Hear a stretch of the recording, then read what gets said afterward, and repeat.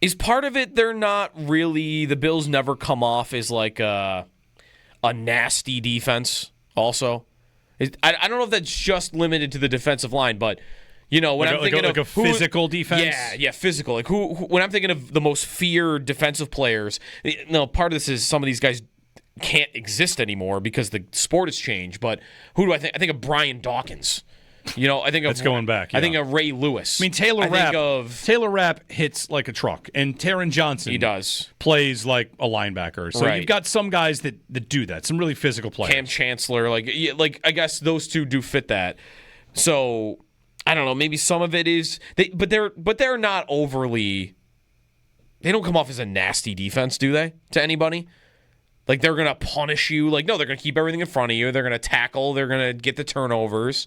And I think maybe you're right. Like, part of that isn't just, like, whatever about the secondary guys and the linebacker guys. Those guys can't hit like they used to. It is the defensive line. I think it is the defensive line.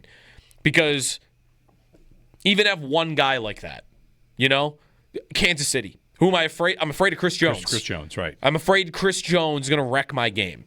And the Bills, Brandon Beane used Chris Jones as an example at the end of season press conference. They don't have a guy like that.